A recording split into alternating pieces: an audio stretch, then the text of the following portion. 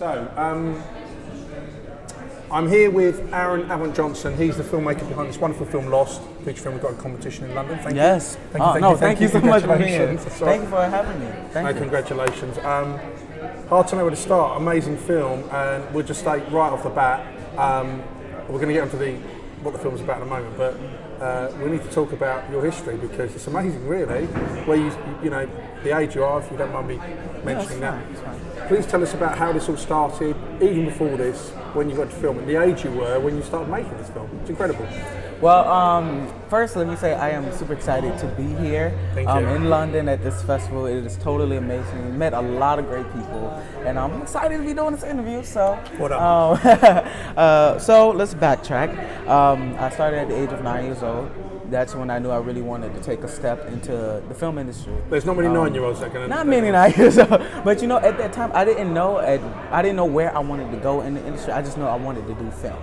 So I started off teaching myself on editing softwares, on how to edit, and I ventured off in trying to do filming. And then around the age of 12 and 13, well, I was still a one-man band, So around the age of 12 and 13, that's when I really started to develop my And you're serious, writing. by the way. You're serious, yes. It's like super serious. Super serious. Around that age, that's when I really started to develop, writing. And before I actually started writing films, I wrote 2 books. You Are Never Too Young. I wrote that first book at 12, and Winning Mind Battles, I believe I wrote that at 14. So around that gap, that's when I really started to develop, that gift for writing. Then I led over into me wanting to write films. So funny enough about Lost, Lost was actually a short film that I did when I was 13. Yeah, sorry, I should have asked you. I know it's based on true events, I believe, but what actually is the story? Yeah, so this version of Lost, this is actually the feature. It's the feature, yeah of course. Before I turned this into a feature on last year, when I was 13, I made this into a short film, and it won in Miami. It won Best Short Film. In my category that I had in Miami, and pretty much it was about a story about a man trying to find his way, through life, when he's just lost. He's lost in life, he's lost in love, lost in family, he's just completely lost. He don't have anyone to cling on to. So I said, I want to turn this into a full feature. I really want to develop the story and develop the characters and really explain what the movie really is. And as you can see on the poster, we go through three phases. All of these are the same characters, just in different phases of their life. Yeah, we got the young Job, teen Job, and adult Job, and pretty much this movie faces a lot of real topics. It faces molestation, rejection. It faces definitely it puts a spotlight on the homeless aspect, because this character, not to spoil anything, y'all, but this character does go through a phase of pretty much raising himself. Tough. Yeah, it's quite tough. It is a very tough movie, and it's very, very, I would say it's very, very relatable. Still making an independent film, but I believe the message is just extremely strong. So, thank you. I mean, even that's a long time ago for me. I can remember what it's like to be 12, 13. And to be quite honest, all I was interested in was going on my bike and chasing girls. I had much to do with that. In a PlayStation. But I'm trying to relate that to children of the age now. Mm-hmm. I'm guessing your parents must have been uber supportive, first of all. Of course. Of course. That's what I mentioned. Yeah, they're the best. Yeah, incredible. And at what stage did they realise that you were like super driven to do this? Was it from the 9? Literally straight away? Straight away. I came to my parents. I was telling them, I want to do film. I want to be in the industry. I really want to be in film. And before that, it was just destined for me to be in this industry, because before that, at age like 7 or 8, that's when I started actually trying to do acting first. Right. So I enrolled into the Miami's Children's Theater in Miami. So you did give that a shot? Yeah, I gave acting a shot. And honestly, even still, while I was making Lost into a short film, I was still in school at the time, and that's when I was still taking drama classes. I was actually still taking theater classes, and just developing myself as an actor. That way, when I direct, I know how to direct actors. I've done both sides. But were you like, great, but not really for me? Is that kind of how it went? No, I find joy, honestly, in just taking out the pen and the paper and the writing and really making sure that story is being told correctly. Now, as far as me being in front of the camera, that's a different story. I got to get used to that. But at this point, I don't really see myself really stepping in front. But yeah. How did you remain grounded? Because again, at 16, I can obviously relate to that, even though again it's a long time ago.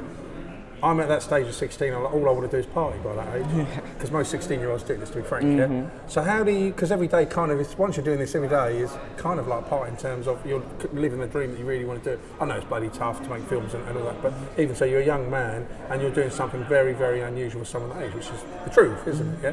So how are you keeping your feet on the ground during that time? Because you are a young man and all these things are going through your mind, and I don't know, but you can see where I'm getting at here. Yeah. So how do you keeping in control and not drifting off to be, I don't know, influenced to do other things? Yeah. You know, not necessarily things you shouldn't be doing, but you know what I mean, because you're young and you want to live the life a bit. So how did you get past all that? I guess with your parents, Well, self-motivation. First, my parents, they have definitely instilled in me a lot of morals and values and a lot of different things that...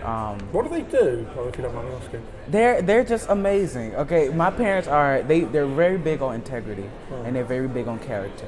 And they made sure that that is something that I need to have in this world, not just in this industry, but on a day-to-day basis. I need to make sure I have integrity, that my be honest, values, be true to yourself. be honest, be truthful, be kind. You know, and you know, it's just coming from a place of just being like really driven. You know, being self-motivated. You know, some people call me not the typical, you know, teenager, not the typical 17-year-old, 16-year-old. You know, but well, you're not. You know, to be fair. I can understand. It's amazing. It's amazing. I can understand it, and you know, I truly love it, and I love what I do, and I would not change anything I have done. I would not change it for the world, because you know, this actually is like me partying. This is actually like me having fun because I love what I do. So it's awesome. Yes, sir.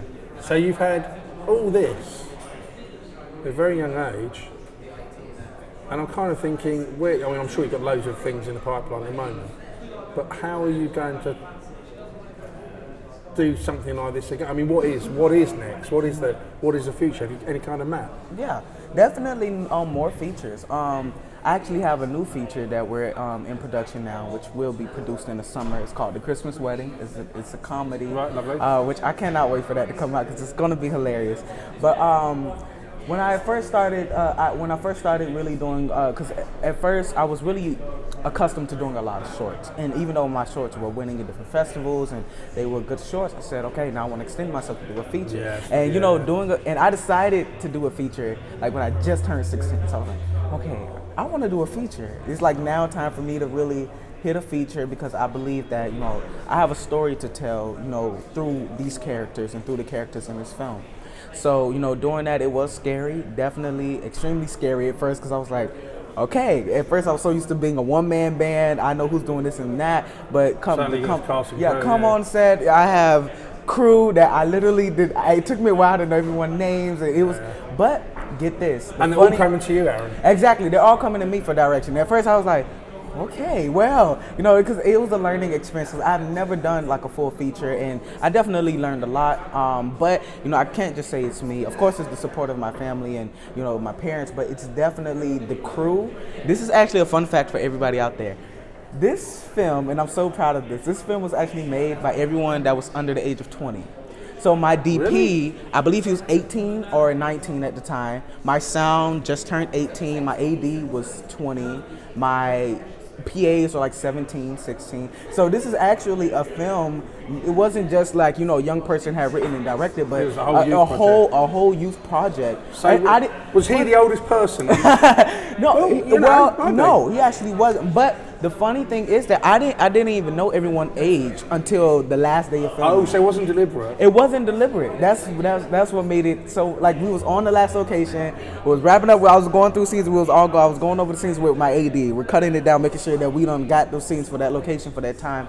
And I was sat there, I said, how old is everyone? Number one, I never asked this question, and my DP would not tell me for the life. He would not tell me at all until I actually had to go Google him. I was like, you're 18? No. And my sound was 18. Like, it was really just like, it was, I believe it came full circle, you know, to have a lot of young people work on this film. So it's pretty much, I would say, you know, this just goes to show what young people in the industry can do. So, yeah. Hats off to you. Now, the arc rests on these three, yes. Yeah? So what you've got to do is find three people, A, are really good actors, of course, but B, I've got to believe that they're all the same person. Mm-hmm. It's going to be hard. How do you do that? How many people did you see? Yeah, Actually, thing is with this story is that each of these developments, whether it's child, teen to adult, Yeah. they actually it was so crucial for me to show that throughout each stages, because he had such a hard life, that it changed him in a way. But he still had that one thing that he held on to, and that thing was actually family. And that is something that he longed for ever since he was a little kid. He longed for a family, and throughout the film and throughout his stages, that is what is really pressing with this character, with this film. But it actually goes to show that he actually changed. He became, just being so young and losing everything, losing your family, losing your sense of hope, losing the little bit of family that you did have. I'm not gonna spoil the movie, but the little bit of family that you did have left, you lost that, and you pretty much raising yourself like at 12, and then go through that to be a teenager and to still live that life. It changes you a lot. So it seems like there's no light, there's no hope. But then we hit his adult stage where it seems like everything is taking a nice turn. But then everything just goes back around in a cycle all over again, which is a big shocker that happens at the end of the movie. But it's like a big cycle that goes throughout this film. So, And how many actors did you go through to find these three? Well, we actually did an open casting call. We had over 150 actors and actresses come out to audition for the film. So you would have said ages from, I don't know, 12 up to whatever it is, or whatever. Yeah, each character, we had. So for Little Job, I believe I was casting ages. I believe it was like 11 to 15. Yeah. Around that age. That's what, because I know some actors can play younger too. Yeah, of course. Yeah. So then I did the same thing for the teenage and then adult stage. So you call them little, middle, and large. Yeah, I call them Little Job, Teen Job, and Adult Job. But the funny thing is, I found everyone else except for Little Job. Oh. And Little Joe was the hardest person for me to find. So I actually we was pulling up in front of my brother's school, the same school I went to when I was still in school and doing the drama and theater and everything. So come to find out that when he was actually friends of my brother's, and he was in that same program, that same drama magnet program that I was in when I was going to the exact same school. So I told him, I said, okay, I want you to come out and audition. So he came out, he auditioned, and it was the one. Yeah. It was amazing. So I would say, believe it or not, it took us weeks to find him. I was like, you don't know how hard it was to find him. And there he was, and there he was, just like out of the blue. It was awesome. So now I know you've written this, but I believe it's based on a true event, isn't it? Well, not from anything that I know, No. but it's based on true events that I believe can relate to other people. Right, okay, right, okay. So what about putting the story together? I mean, how much of a trial and tribulation was that? Believe it or not, as far as, you mean like writing wise or just the whole production? Well, no, writing, because I don't know. I'm guessing you went for a few drafts, quite a few drafts. I don't know, and I'm guessing the original vision is not the same as the end vision. Exactly. Believe it or not, I always say when I get into my writing zone, I am like in a totally different world. I wrote this film in a week, which is the first crazy. version, yeah. No, the final. No, I promise. The final version. I locked myself in my room for 24 hours. Total silence. Not even. I had blasting music. No. It's crazy. It's crazy. I had blasting music. I was blasting. And it was so depressing because my parents would walk by the room and they'll just hear this loud, depressing music. It was like, oh my gosh. It was So what constant. kind of music were you listening to? A lot of soundtrack music. It's this short film. I believe it's called Removed. Right. About a foster child who's been removed from different families. I listened to that entire soundtrack. And that really helped me. Please tell me it wasn't. It was in repeat, constant repeat. So they heard the same strings all throughout the house. And honestly, it I was surprised you didn't go downstairs. Your parents were like, I don't know, sort of getting ready to drink cyanide. It was a real depressing moment in my room when writing this film. So, but I actually wrote this, and I was surprised because now actually I'm writing a bigger feature now. And I said, I don't know how in the world I wrote this in a week, because I said now this feature is taking me a little bit more time to really, really get it together. But it was just taking a chance, and I believe it came out awesome. No, it's really brilliant. And was it? I know you touched on this film, this Christmas film. Yes. A bit of a difference between this, obviously, because it's a comedy. So, was it always your intention? Because it's quite a deep subject matter. Yeah. Did you fall into one comedy, or did you, in terms of, do you know what, I really want to do something a little bit light-hearted? How did that all come about? Because it's a seismic shift from this, isn't it? Well, I'm actually like a really diverse writer. Like I go into different fields, whether it's drama, comedy, or horror. I switch literally in between the three. I would say those are like my genres that I love to write in. And funny thing is, before I did Lost, I wrote an off-Broadway production, a theater stage play. I wrote Bittersweet. It was actually a comedy stage play. We had 2 shows, both of them sold out. And that's where, like, you know, I basically, you can say I wrote comedy before I wrote drama, in a way. I always think comedy is more difficult, personally. You've got to get the beat. You know? It's the timing of it and just making sure, because the thing is, like, you don't want corny comedy or cheesy comedy. You know, you want something that's really, really going to be funny within a moment. So it is more of a challenge. I know with drama you can go really deep into some real deep things, which this movie does go into. But you know, in comedy, you know, you have to make sure that you keep a balance. And I'll say that's what, you know, this next film, The Christmas Wedding, is all about. So now, I've got to say, I mean, I've never met you, but you seem, I'm not just spinning your lunch here, but you seem utterly utterly happy and fulfilled with this film. Would I be right? I mean, is it what you wanted it to be? I guess what I'm asking. Yes. Well, honestly, I am a perfectionist, like to the T. So you know what, I honestly, and it took me a while to really understand that, you know, some things just not going to come out the way you want them, and you know, it's just gotta take what you didn't do in the last film, or take what you could have done better, and just apply that to the new project and keep it going. You know, because I believe a director is never completely satisfied with any project. Neither is a writer. Like, you know, you have to stop the story eventually. But I would say I believe that, you know, even throughout, you know, because I sit there, I pick apart like everything that I do, my films, everything. But you know, it makes me better in upcoming projects. So I would say with this film, I am truly proud of it. Truly, especially for it to be my first feature, for it to, you know, have been put together and under a short amount of time, because we shot this whole film in a week. Did you? Right. Okay. Shot this whole film in a week. Pre-production was really, really quick. And it was like, you know, I'm just extremely proud of it. You know, because the story by itself it's a really deep story, and the actors, they did amazing, and we had some very, very dark days on set, because we had some dark scenes we had to do, but yeah.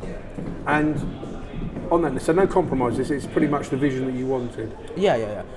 It's pretty much the vision that I wanted. Of course, it could have been better. It could have been better. But it's always money and time. That's the thing. It's always money and time. That's like the big thing. And then it was a lot of things, because I have never directed a feature before. There are things in this movie that I really go back and I'll say, well, maybe I could have done that better, like directorial wise. Maybe I could have done that better. You get what I'm saying? Because it was like the first time I have directed a feature.